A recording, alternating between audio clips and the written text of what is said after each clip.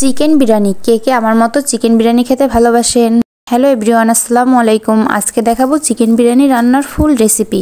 এখানে পেঁয়াজটা ভেজে নিয়ে তার ভিতরে রসুন বাটা, আদা বাটা পরিমাণ মতো দিয়ে টক দইটা বাসায় ছিল না, তাই আমি বাসায় টক দইটা বানাবো।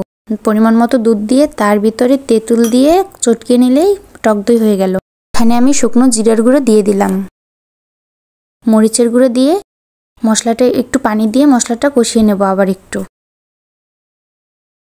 সুন্দর করে কষানোর পর এখানে আমি টক দইটা দিয়ে দিলাম, আমি তেঁতুলটা সহই দিয়ে দিলাম, খেতে ভালো লাগবে খাওয়ার সময়।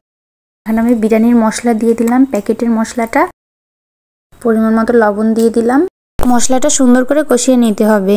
বিরিয়ানি অনেকভাবেই রান্না করা যায়, আমি মাঝে মাঝে এক এক রকমভাবে রান্না করি। মশলাটা সুন্দর করে কষিয়ে নেওয়ার পরে এর ভিতরে আমি চিকেনটা দিয়ে দিলাম।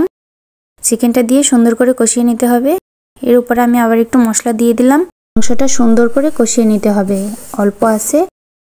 এখানে আমি আলুগুলো কেটে তেলে লবণ মাখিয়ে একটু ভেজে নিলাম, পরে আলুগুলো মাংসের সাথে কষিয়ে নিলাম। মাংসটা সুন্দরভাবে কষিয়ে নিতে হবে। আমি একটু মধ্যে পানিও দিয়ে দিচ্ছি, এবার ফাইনাল পানিটা দিয়ে দিলাম মাংসটা সেদ্ধ হওয়ার জন্য। এখানে আমি বিরিয়ানির চালটা আলাদা করে রান্না করে নেব, আমার এক হাঁড়িতে ধরবে না তাই। এখানে আমি রাইস কুকারে পেঁয়াজটা দিয়ে এলাচ, দারচিনি, চালটা ধুয়ে পানি ঝরিয়ে রাখছিলাম আধা ঘন্টার মতো। এখানে চালটা সুন্দর করে ভেজে নিলাম। তারপরে এখানে আমি 1 কেজি চালের জন্য আধা কেজি দুধ দিতে হবে। আমি এখানে দুধ দিয়ে পানি দিয়ে ঢেকে দিলাম। পরে আমি এখানে 5-6টা কাঁচামরিচ দিয়ে দিলাম, হালকা একটু চিনি দিতে হবে।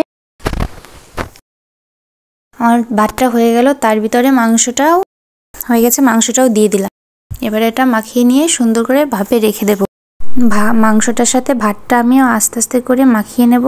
এখানে আমি অর্ধেক চাল ভাতটা উঠিয়ে রেখে তার ভিতরে মাংসটা দিয়ে একটু ভাপে রেখে দিয়েছিলাম।